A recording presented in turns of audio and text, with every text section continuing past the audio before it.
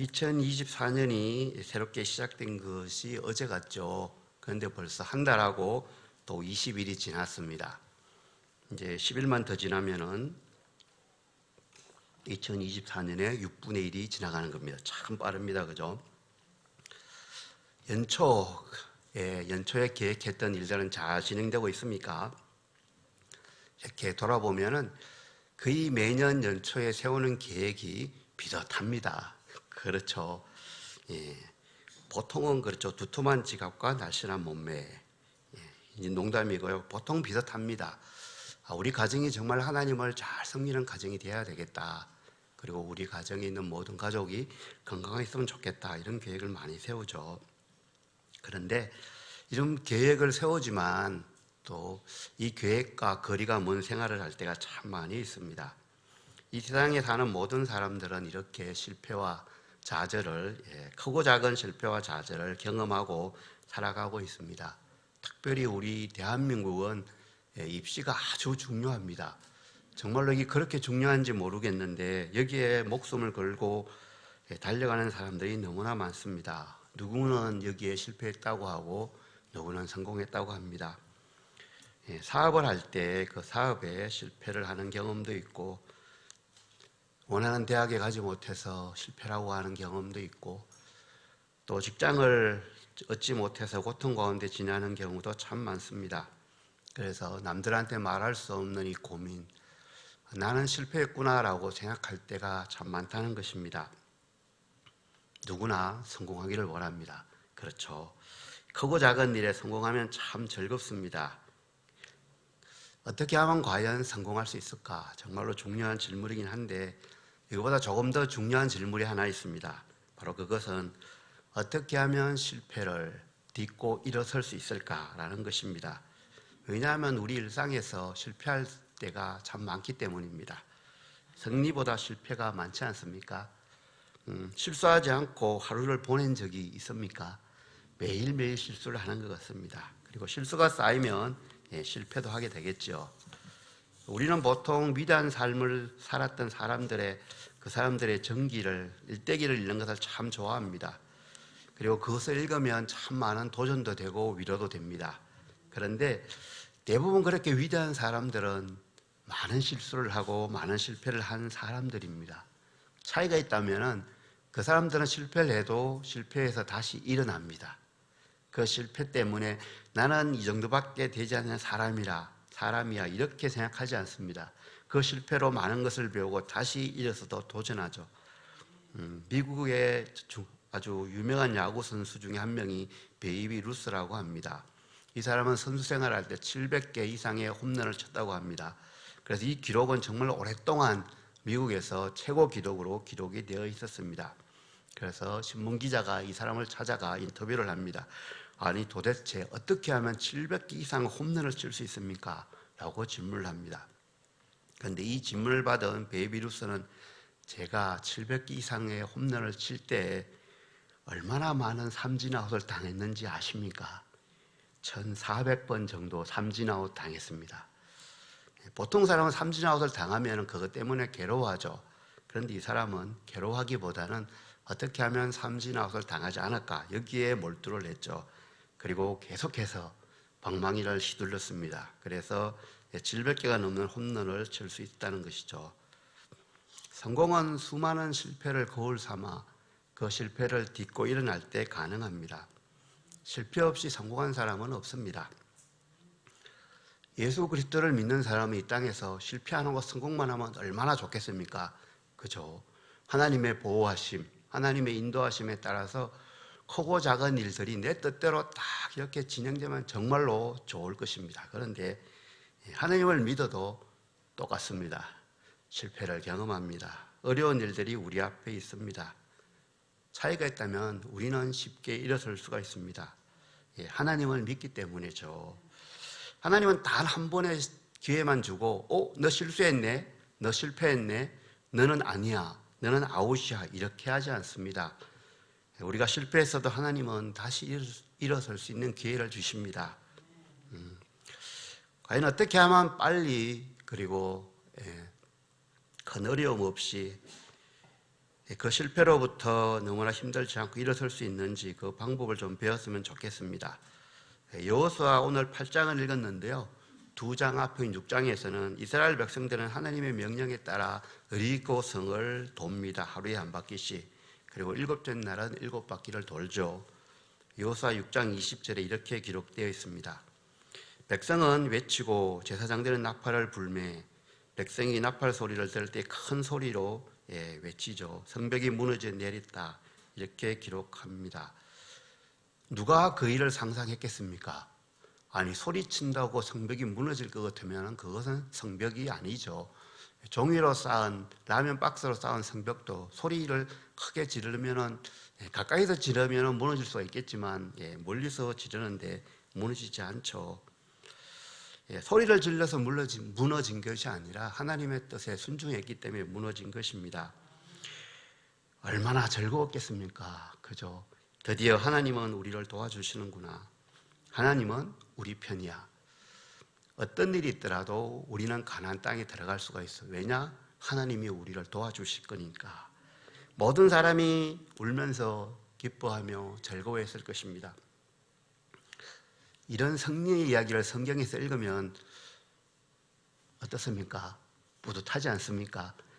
우리도 하나님을 믿는데 우리가 하는 일도 이렇게 하나님께서 함께 해주셔서 잘 될 거야, 이런 생각이 들지요.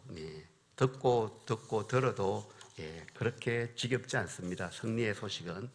그런데 이 6장 뒤에 7장에는 어떤 내용이 나오는지 기억하십니까? 여호수아 7장 4절 5절에 보면은 이렇습니다. 백성 중 3,000명쯤 거리로 올라갔다가 아이 사람 앞에서 도망치니 많은 사람들이 죽고 도망칩니다. 그래서 그 결과가 이렇습니다. 백성의 마음이 녹아 물같이 된지라. 백성들이 마음이 녹아버렸답니다. 6장에서는 그렇게 즐겁게 눈물 흘리면서 환호했던 백성들이 이제는 마음이 녹아 물같이 됐다, 이렇게 하죠. 아간의 범죄로 인해서 여리고성과 비교할 수 없는 아주 조그만 성인데도 그것을 점령하지 못하고 패배하고 실패했다는 것입니다. 그래서 우리는 여호수아 7장을 읽을 때 이것이 7장의 내용이 정말로 은혜가 되는구나, 이렇게 생각하는 사람을 거의 없죠. 괜히 이스라엘 백성들이 실패하면 꼭 하나님을 믿는 우리도 실패할 수도 있겠다, 이런 생각이 들기 때문에 그렇게 좋아하지 않습니다. 그런데 성경은 모든 것이 있습니다. 6장에 승리의 이야기가 있고 7장에 실패의 이야기가 있고 여기서 끝이 아닙니다. 오늘 읽은 8장에는 회복이 있습니다. 하나님을 믿는 사람이라고 모든 일에 다 승리하는 것이 절대로 아니라는 것이죠. 7장에 그 패배를 거울 삼아 다시 회복될 수가 있습니다. 그것이 바로 오늘 읽은 8장입니다. 실패를 한 그 일에서 어떻게 승리를 할 수 있게 되었을까? 그것이 바로 8장 1절, 오늘 읽은 1절을 한번 눈여겨보십시오. 하나님이 친히 여호수아에게 말씀하셨습니다. 두려워하지 말고 놀라지 말라, 이렇게 위로해 주십니다. 다시 일어나서 아이성으로 올라가라고 합니다. 사실 한번 실패한 일을 다시 하는 것은 그렇게 쉽지가 않습니다. 그런데 하나님께서 아이성과 그 성에 있는 모든 사람들을 너에게 넘겼으니 올라가라고 하죠. 요즘은 별로 보이지 않습니다만 옛날에는 참 많이 가지고 놀았던 장난감이 있습니다. 바로 오뚜기입니다. 기억나시죠? 오뚜기 정말로 신기합니다. 아니, 발로 툭 차가지고 너무 때리면 바로 일어납니다. 그죠? 큰 힘으로 누르고 있더라도 그 힘이 없어지면 바로 일어납니다. 그런데 이 오뚜기 장난감은 정말로 쉽게 만들 수 있습니다. 큰 공 2개만 붙이면 됩니다. 그리고 밑에 있는 공에다가, 공 안쪽에다가 좀 무거운 금속을 갖다 붙이면 됩니다. 그러면 오뚜기가 완성됩니다. 정말로 만들기 쉽습니다. 만드는데 돈도 얼마 들지 않습니다. 그런데 이 오뚜기 장난감은 이렇게 간단하지만 정말로 많은 교훈을 줍니다. 이리저리 밀치면 넘어지죠. 분명히 넘어집니다, 오뚜기는. 그런데 금방 일어선다는 거죠. 발로 너무 때려 밟고 있다가 발을 빼면 바로 일어서고 합니다. 이런 이유가 있습니다. 무게 중심이 밑에 있기 때문입니다. 밑에 공 밑에 금속을 넣어서 무게 중심이 밑에 있기 때문에 넘어져도 일어날 수 있는 것입니다. 배도 그렇습니다. 배도 우리가 보이지 않지만 배 가장 밑바닥에 물을 채워서 다닙니다. 아니, 물을 채우지 않으면 훨씬 더 빨리 가는데, 그렇죠. 연료의 손실이 적죠. 괜히 무게만 늘어나죠. 이것을 평형수라고 합니다. 오뚜기 역할을 합니다. 이 물이 무게중심이 밑에 있기 때문에 배가 흔들려도 바로 이렇게 복원이 됩니다. 이렇게. 그런데 사람은 참 교활합니다. 짐을 많이 싣기 위해서 이 물을 조금씩 뺍니다. 그래서 사고 난 것이 세월호입니다. 304명이 죽었죠. 천천히 넘어져도, 빨리 넘어져도 일어나는 그 오뚜기. 우리 인생이 그런 오뚜기 같이 실패를 딛고 일어나면 얼마나 좋겠습니까? 그렇죠. 누구나 실패를 하죠. 그런데 아주 간단합니다. 오뚜기처럼 무게중심이 밑에 있으면 됩니다. 여호수아도 아이성 전투에서 패배했습니다. 넘어졌습니다. 그런데 어떻게 여호수아가 다시 일어났을까요? 그것은 여호수아의 마음 가운데 하나님의 말씀을 중심에 두었기 때문입니다. 그래서 8장 1절은 여호와께서 여호수아에게 이르시되 이렇게 시작합니다. 이 표현은 여호수아 1장에도 동일하게 나옵니다. 여호수아가 모세의 뒤를 이어 후계자로 부르심을 받을 때 하나님께서 주신 말씀과 동일합니다.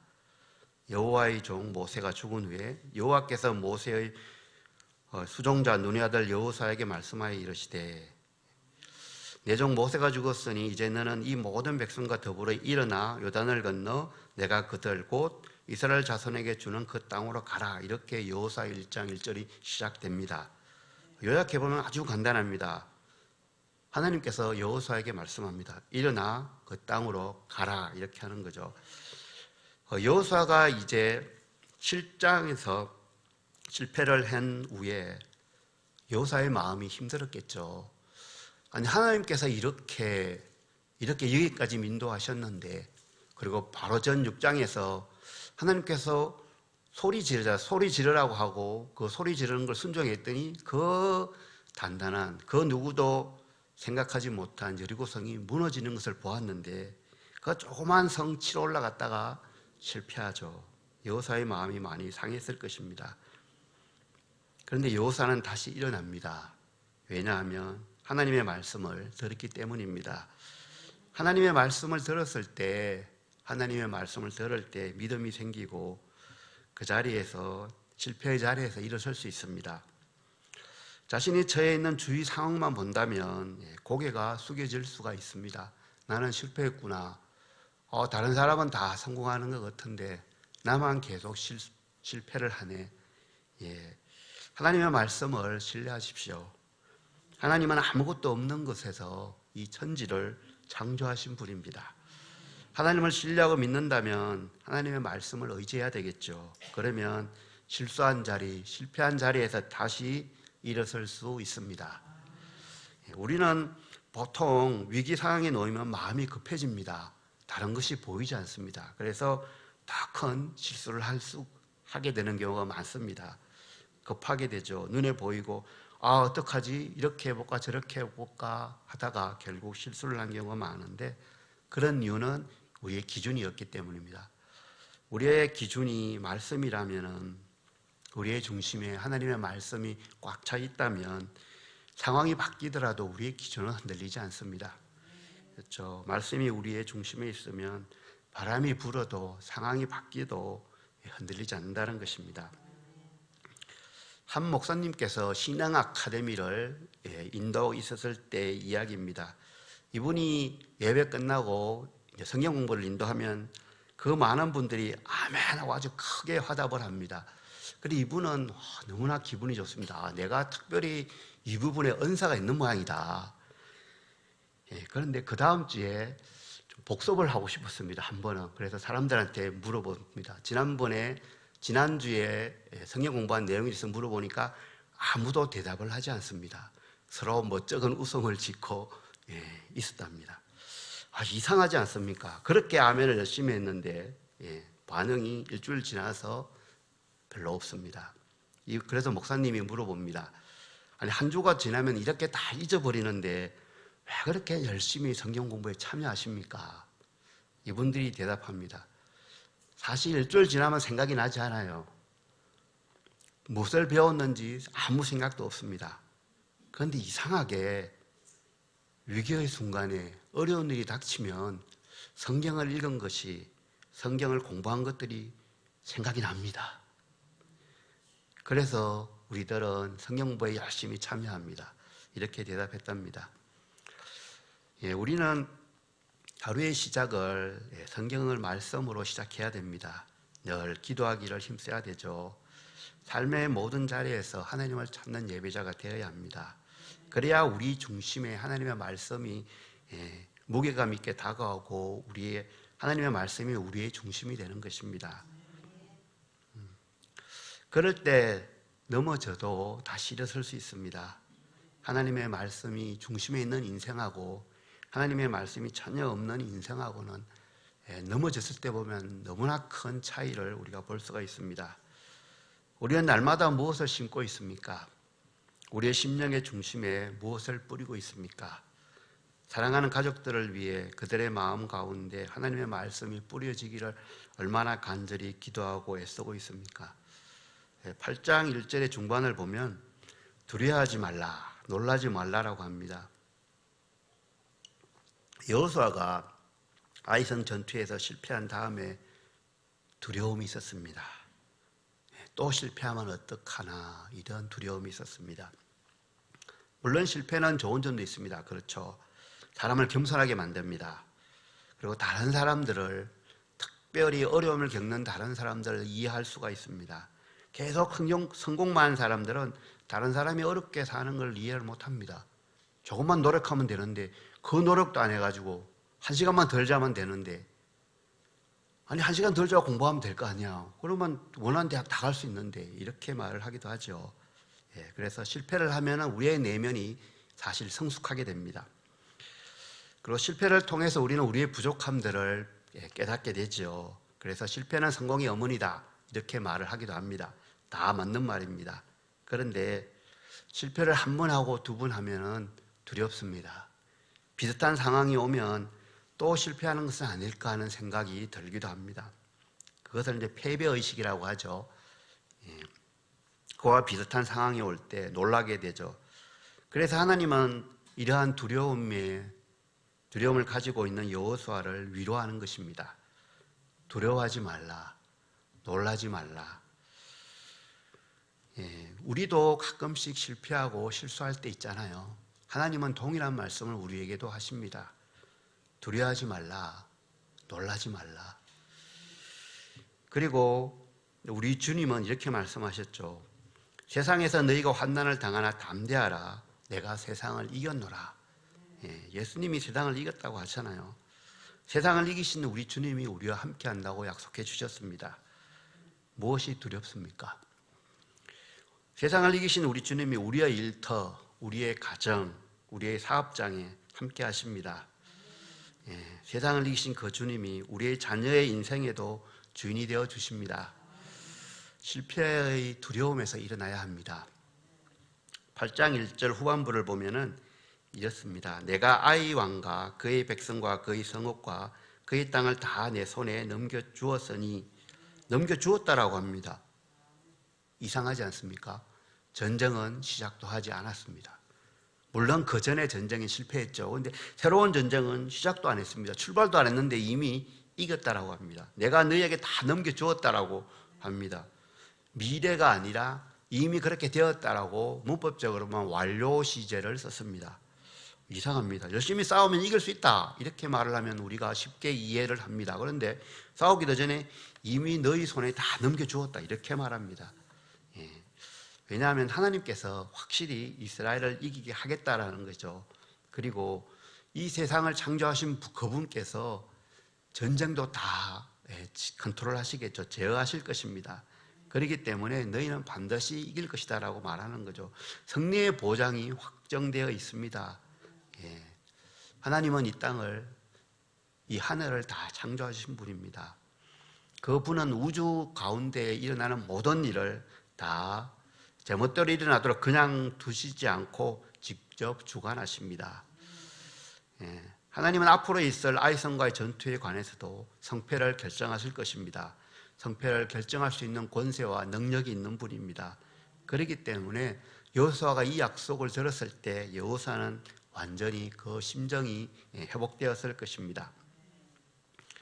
이런 부분이 우리들에게도 소망이 되지 않습니까? 위로가 되지 않습니까? 날로 이 시대는 복잡해집니다. 불확실성의 시대 이렇게 말하죠. 날로 복잡해지고 확실한 것이 아무것도 없다는 겁니다. 그런데 아무리 복잡해지고 아무리 불확실하다고 해도 하나님은 확실합니다. 하나님의 그 마음은, 하나님의 뜻은 변함이 없기 때문입니다. 하나님은 우리가 하나님의 뜻에 순종하기만 하면 선한 방향으로 인도해 주실 것입니다. 왜 이렇게 하나님은 이번 두 번째 전쟁에서는 그렇게 승리를 확신시켜 주셨을까요? 그 이유는 첫 번째 전쟁의 실패가 바로 이스라엘의 범죄 때문이었기 때문입니다. 그리고 이제 이 두 번째 전쟁을 하기 위해서 나갈 때는 이미 이 범죄와 관련된 문제를 다 털어버렸습니다. 이스라엘 민족이 회개하고 벌을 받고 전쟁을 하기 때문에 반드시 승리할 거라는 거죠. 우리도 우리가 죄를 지었다면 그 죄를 회개하고 온전히 내 대신 십자가에 지신 예수님을 바라보고 예수님을 믿고 할 때 성령님께서 우리와 함께 하실 것입니다. 성령님께서 우리와 함께하면 그 누구도 우리를 방해할 수가 없습니다. 물론 어려움은 있을 것입니다. 여전히. 하지만 하나님의 뜻대로 우리가 걸어가는데 방해는 할 수가 없습니다.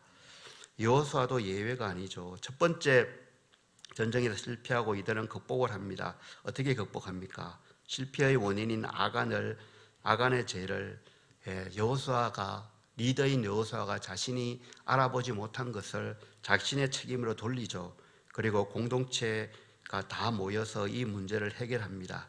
이스라엘 사람들이 다 보는 앞에서 가족과 재산도 모두 불지르고 이들을 죽여줘.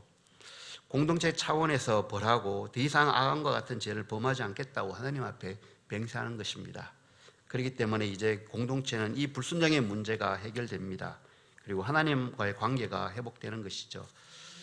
하나님을 믿지 않는 사람들은 다른 사람들과 비교해서 돈이나 명예나 권력을 더 많이 가지면 성공이라고 합니다. 그렇죠. 그리고 돈, 명예, 권력을 적게 가진 사람을 실패한 사람이다 이렇게 판단하기도 합니다. 하지만 하나님의 관점에서 보면 이 실패와 성공이 다릅니다. 하나님의 뜻에 따라 사는 것이 성공입니다. 그리고 하나님의 뜻을 따르지 않는 삶이 실패한 삶입니다. 사업을 새롭게 시작했는데 사업 결과로 영업이익이 좋지 않습니다. 이것이 실패일까요? 대학을 졸업했는데 취업이 잘 되지 않습니다. 이것이 실패일까요? 하나님의 기준은 다릅니다. 사업을 할 때 하나님께서 원하는 방법으로 사업을 했다면 이익이 많고 적음을 떠나 그 사업은 성공한 것입니다.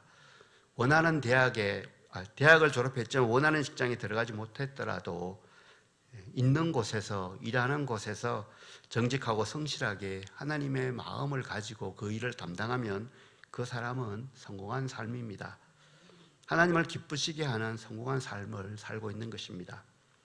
우리가 하나님의 뜻에 따라 살지 못하는 것이 가장 큰 실패입니다. 우리가 실패를 극복하려면 먼저 우리의 실패를 인정해야 됩니다. 실패의 책임을 다른 사람한테 돌려서도 안 됩니다. 실패의 원인은 우리에게 있습니다. 하나님의 말씀에 불순종한 적이 있는가? 세상을 향한 우리의 욕심이 너무 지나치지 않는가? 무언가를 가지려고 하는 그것이 나의 욕심이 기본이 되지 않는가? 이런 것을 또 하나님께서 하라고 하는 일에 너무나 게을리한 것은 없는가? 이런 것을 돌아보아야 할 것입니다.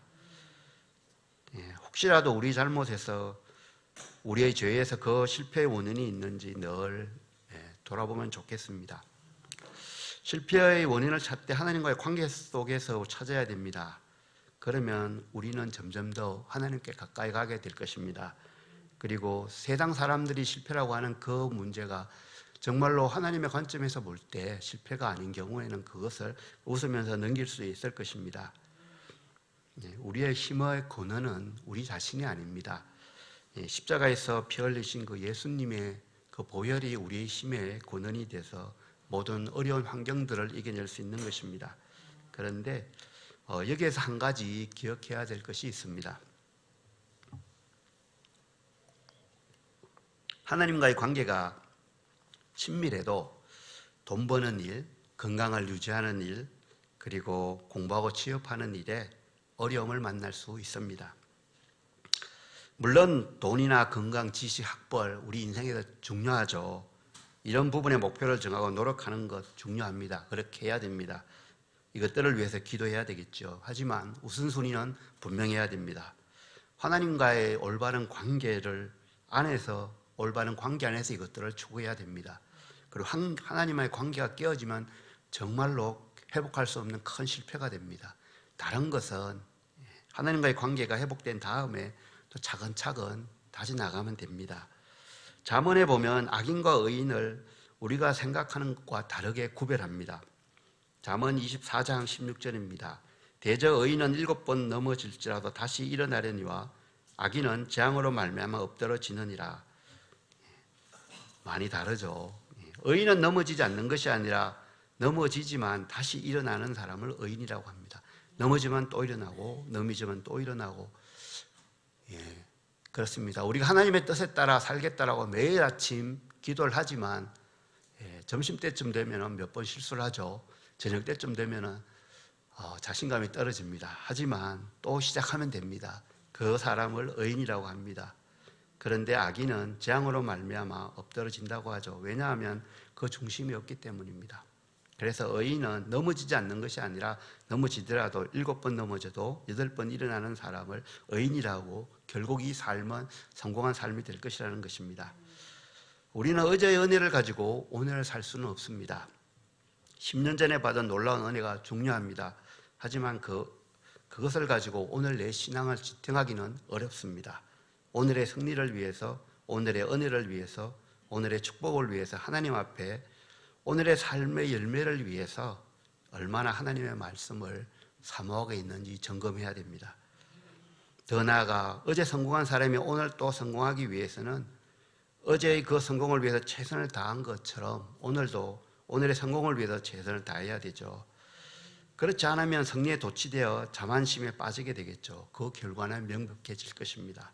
나는 얼마나 하나님이 허락하신 일에, 그리고 하나님이 허락하신 그 사역에 모든 것을 걸고 그 자리에, 그 삶의 자리에서 최선을 다했는지 돌아보면 좋겠습니다. 예수의 이름으로 일어나라는 찬양이 있는데요. 잠시 영상을 보면서 한번 우리 같이 찬양을 하면 좋겠습니다. 예수의 이름으로 나는 일어서리라. 주가 주신 능력으로 나는 일어서리라. 원수가 날 향해 와도 쓰러지지 않으리. 주가 주신 능력으로, 주가 주신 능력으로, 주가 주신 능력으로 일어서리. 예수의 이름으로 나는 일어서리라. 주가 주신 능력으로 나는 일어서리라. 원수가 날 향해 와도 쓰러지지 않으리. 주가 주신 능력으로, 주가 주신 능력으로, 주가 주신 능력으로 일어서리. 네, 그렇습니다.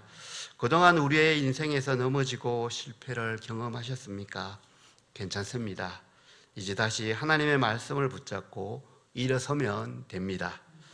그 말씀 가운데 함께 하시는 하나님의 승리의 길을 걸어가는 우리 모두가 되기를 소망합니다.